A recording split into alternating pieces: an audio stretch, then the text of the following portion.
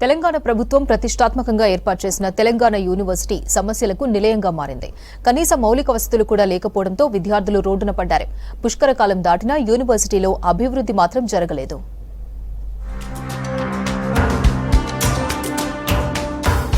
నిజామాబాద్ జిల్లాలోని తెలంగాణ యూనివర్సిటీలో సమస్యలు రాజ్యమేలుతున్నాయి. కనీస వసతులు లేక యూనివర్సిటీ పరువు రోజురోజుకు దిగజారుతోంది. వసతుల లేమి, అధ్యాపకుల కొరత, సిబ్బంది కొరత, ప్రారంభం కాని కొత్త కోర్సులు ఇలా సమస్యలు వర్సిటీలో తిష్టవేశాయి.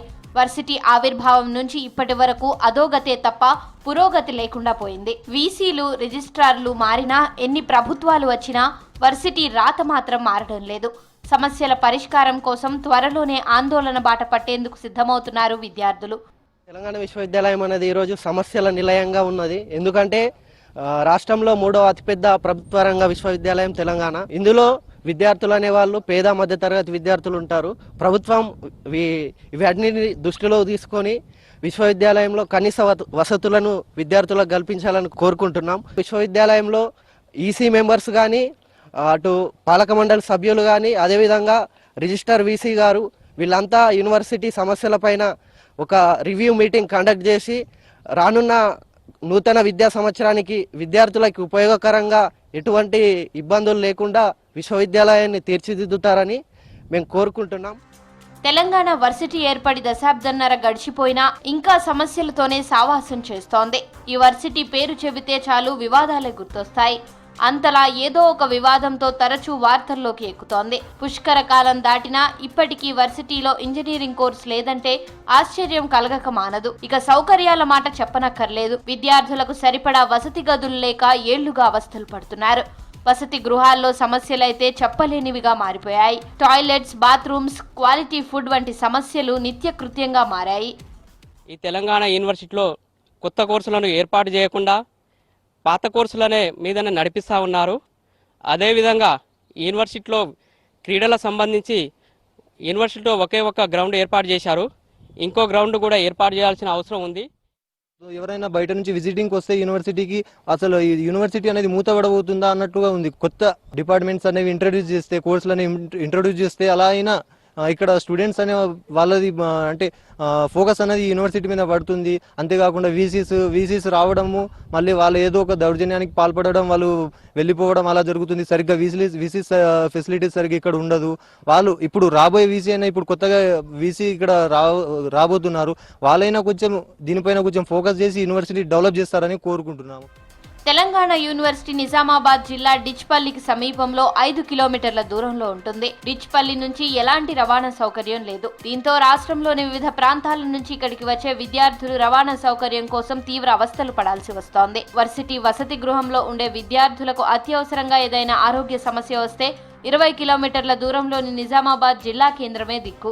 ఇటీవల హెల్త్ సెంటర్ ప్రారంభించిన ఒప్పంద ప్రాతిపదికన ఒక్క డాక్టర్ను మాత్రమే నియమించారు. సాయంత్రం 5 గంటల నుంచి 7 గంటల వరకు మాత్రమే అందుబాటులో ఉంటున్నారు. మిగతా సమయాల్లో విద్యార్థులకు అవస్థలు తప్పడం లేదు.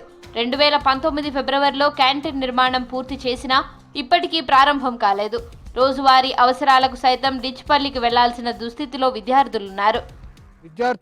విద్యార్థులకు గతంలో కూడా ఈ హాస్పిటల్ విషయంలో నైట్ పూట చాలా ఇబ్బందులు అవుతుండే.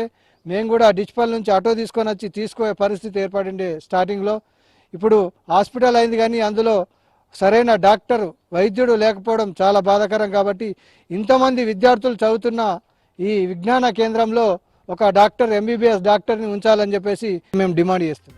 వర్సిటీ ఏర్పాటై 15 ఏళ్లు దాటినా ఇప్పటికీ అసిస్టెంట్ ప్రొఫెసర్, అసోసియేట్ ప్రొఫెసర్ స్థాయిలో అన్ని డిపార్ట్మెంట్లలో భారీగా ఖాళీలున్నాయి. వీటిని రెగ్యులర్ ప్రాతిపదికన భర్తీ చేయకపోవడం వల్ల అకాడమిక్ కన్సల్టెంట్లను తీసుకుని తరగతులు నిర్వహిస్తున్నారు. పూర్తి స్థాయి ప్రొఫెసర్లు లేకపోవడం వల్ల అకాడమిక్ సమస్యలు ఎదురవుతున్నాయి.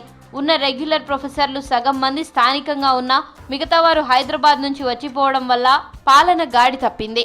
నాన్ టీచింగ్ సిబ్బందిని కూడా పూర్తి స్థాయిలో భర్తీ చేయలేదు. ఎక్కువ మంది అవుట్ సోర్సింగ్, కాంట్రాక్ట్ పద్ధతిలోనే పనిచేస్తున్నారు.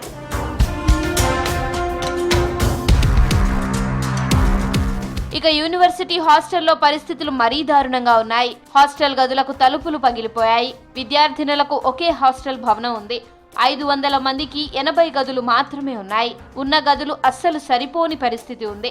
ఎప్పటి నుంచో లేడీస్ హాస్టల్ డిమాండ్ ఉన్నా నిర్మాణాలు వేగంగా జరగడం లేదు. 10 రోజుల క్రితం హాస్టల్ మెస్ భోజనంలో బల్లులు రావడంతో విద్యార్థులు ఆందోళనకు గురయ్యారు. భోజనంలో తరచూ బల్లులు, దోమలు, పురుగులు వస్తున్నాయని, తమకు నాణ్యమైన భోజనం అందడం లేదని వాపోతున్నారు.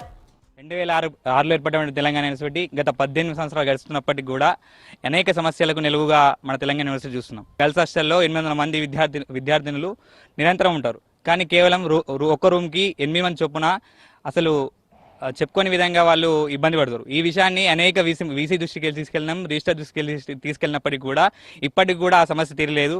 ఎన్నిసార్లు కలిసినప్పుడు కూడా ఆ సమస్యను పరిష్కారం చెప్తామని చెప్తారు, కానీ ఇప్పటికి కూడా ఆ పని పూర్తి కాలేదు. తెలంగాణ యూనివర్సిటీ గర్ల్స్ హాస్టల్లో అల్పాహారంలో బల్లి రావడం జరిగింది.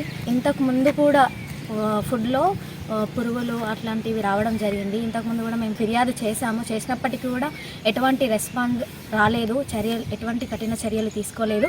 అదే ప్రాబ్లం మళ్ళీ ఫుడ్లో రిపీట్ కావడం జరిగింది. మళ్ళీ ఫుడ్లో బల్లి రావడం జరిగింది. నిన్న మేమందరం కలిసి రిజిస్టర్ సార్కి కూడా ఫిర్యాదు చేయడం జరిగింది. వెంటనే చర్యలు తీసుకోవాలని మేము కోరుకుంటున్నాము. ఏళ్లుగా సమస్యల పరిష్కారం కోసం తెలంగాణ వర్సిటీ విద్యార్థులు పలు రకాలుగా ఆందోళనలు చేసినా సమస్యలు మాత్రం పరిష్కారం కావడం లేదు. దీంతో విద్యార్థులు ఆందోళనకు సిద్ధమవుతున్నారు. ఇదే జరిగితే రాష్ట్ర వ్యాప్తంగా వర్సిటీల్లో ఆందోళనలు తీవ్రమయ్యే అవకాశం ఉంది. ఆ ప్రమాదం రాకముందే వర్సిటీల పాలకులు స్పందించాల్సిన అవసరం ఉంది.